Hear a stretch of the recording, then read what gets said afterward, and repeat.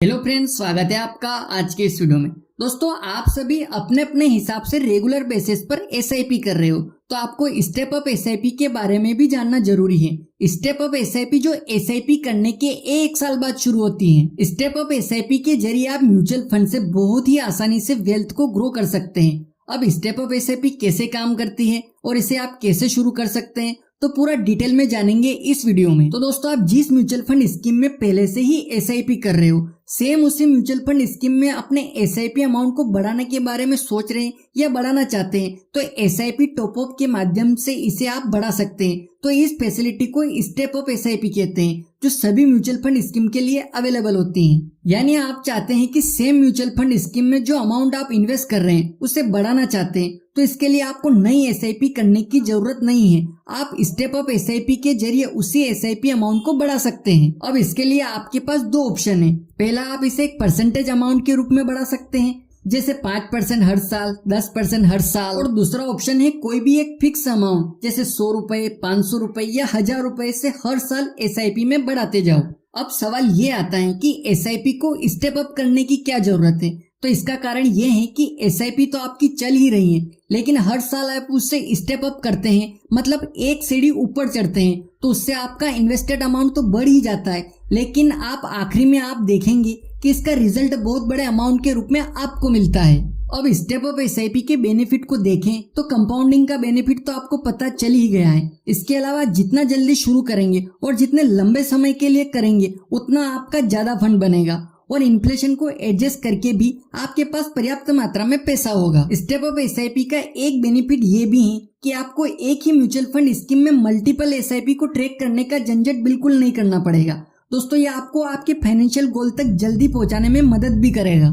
चलिए अब इसको एक एग्जांपल की मदद से समझते हैं कि मान लीजिए आप अप्रैल महीने में किसी म्यूचुअल फंड जैसे मिड कैप में 2000 रुपए इन्वेस्ट करते हैं और दिसंबर महीने के आने तक आपकी सैलरी बढ़ जाती है और आप अपना एसआईपी अमाउंट को बढ़ाना चाहते हैं। तो नया एसआईपी शुरू करने के बजाय आप पहले से ही चल रहे 2000 वाले एसआईपी को ही 1000 रुपए अमाउंट से स्टेप अप कर सकते हैं। तो अब दिसंबर में आपका एसआईपी अमाउंट 3000 रुपए हो जाएगा। इसमें आप ये भी डिसाइड कर सकते हैं कि ये अमाउंट आप हर 6 महीने में बढ़ाना चाहते हैं या फिर हर साल बढ़ाना चाहते हैं। तो यही सेम चीज आप किसी भी म्यूचुअल फंड स्कीम के लिए कर सकते हैं। तो इस प्रकार आपको हर साल एसआईपी अमाउंट बढ़ाने की चिंता नहीं रहेगी। स्टेप अप के माध्यम से आप सिस्टमेटिकली सेव और इन्वेस्ट कर पाएंगे। अभी आपको हर साल ये स्टेप अप अमाउंट थोड़ा अजीब लग सकता है, लेकिन समय के साथ आपको ये इन्वेस्टमेंट लॉन्ग टर्म में एक बहुत बड़ा कॉर्पस आपको बनाकर दे सकता है, या जिस भी गोल के लिए आप इन्वेस्ट कर रहे हो उसे हासिल करने में बहुत मदद करेगा। इसके साथ में यदि आप किसी साल एसआईपी नहीं करना चाहते या किसी म्यूचुअल फंड में एसआईपी को कम करना चाहते हैं,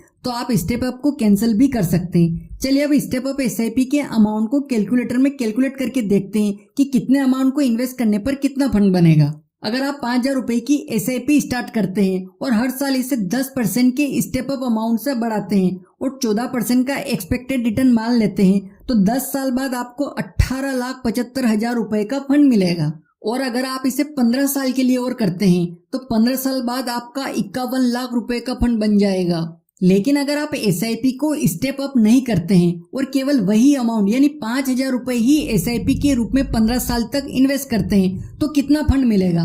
तो इसको कैलकुलेटर में कैलकुलेट करके देखें तो 15 साल बाद 30,64,000 रुपए का फंड बनता है, अगर आप एसआईपी को स्टेप अप नहीं करते हैं तो। और स्टेप अप एसआईपी के साथ ये फंड 51 लाख रुपए का बन जाता है। तो आप देख सकते हैं कि कितना बड़ा डिफरेंस यहाँ देखने को मिल रहा है। अब आप समझ गए होंगे कि अपनी एसआईपी को हर साल स्टेप अप करने की क्यों जरूरत है। आप खुद भी एसआईपी कैलकुलेटर और स्टेप अप एसआईपी कैलकुलेटर में कैलकुलेट करके इससे डिफरेंस को देख सकते हैं और जान सकते हैं कि अपने गोल को हासिल करने के लिए कितना स्टेप अप और कितने सालों के लिए करना होगा। तो दोस्तों, अब आपको स्टेप अप एसआईपी के बेनिफिट और इसकी इंपोर्टेंस पता चली गई होगी।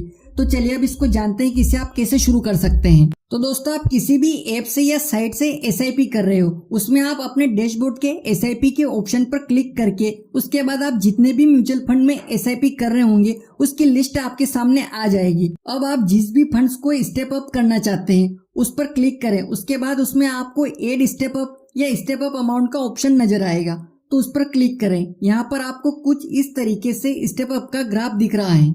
उसके बाद आपके सामने दो ऑप्शन आएंगे, पहला है इंक्रीज बाय परसेंटेज और दूसरा है इंक्रीज बाय अमाउंट। तो आप इनमें से कौन सा भी ऑप्शन सिलेक्ट कर सकते हैं, लेकिन मैं यहाँ आपको प्रिफर करूंगा इंक्रीज बाय अमाउंट वाला ऑप्शन, क्योंकि परसेंटेज वाला ऑप्शन लेने के बाद कुछ सालों बाद अमाउंट काफी ज्यादा इंक्रीज हो जाता है। तो आप अमाउंट वाले ऑप्शन को ही सिलेक्ट करें और उसके बाद आप जितने भी अमाउंट से स्टेप अप करना चाहते हैं उसको यहाँ पर फिल करके स्टेप अप कर सकते हैं, और इसे आप हर 6 महीने और साल के लिए कर सकते हैं। आप अपने हिसाब से इन दोनों में से सिलेक्ट कर सकते हैं और प्रोसीड पर क्लिक कर देंगे तो आपका स्टेप अप एसआईपी हो जाएगा। तो हर साल आपका उतना अमाउंट एसआईपी में इंक्रीज होकर इन्वेस्ट होता रहेगा और लॉन्ग टर्म में उसका आपको बेनिफिट भी मिलता रहेगा। तो दोस्तों इस तरीके से आप बिना किसी झंझट के रेगुलर बेसिस पर एसआईपी को इंक्रीज कर सकते हैं और स्टेप अप के साथ इसे कैंसिल भी कर सकते हैं। कैंसिल करने के लिए वापस फंड को सिलेक्ट करके ऊपर स्टेप अप कैंसिल का ऑप्शन सिलेक्ट करके ओके कर दीजिए तो ये कैंसिल हो जाएगा। तो दोस्तों अब उम्मीद करता हूँ कि आपको स्टेप अप एसआईपी का मतलब समझ आ गया होगा। अब आप समझ गए होंगे कि एसआईपी को स्टेप अप क्यों करना चाहिए और स्टेप अप करने से क्या क्या बेनिफिट मिलता है। दोस्तों आप कमेंट करके बताइए कि आपने अपनी एसआईपी को स्टेप अप किया है या नहीं, और अगर आप स्टेप अप करना चाहते हैं तो भी कमेंट करके जरूर बताएं कि आप इस वीडियो को देखने के बाद अपनी एसआईपी को स्टेप अप करने वाले हैं। दोस्तों वीडियो पसंद आए तो इसे लाइक कर लीजिए, और अभी तक आपने वीकेडी फिनोकेयर यूट्यूब चैनल को सब्सक्राइब नहीं किया है तो सब्सक्राइब कर लीजिएगा, क्योंकि इस चैनल पर आपको बैंकिंग, इंश्योरेंस और पर्सनल फाइनेंस से जुड़ी जानकारी मिलेगी। दोस्तों मिलते हैं अगले वीडियो में किसी नए टॉपिक पर, तब तक के लिए जय हिंद जय भारत।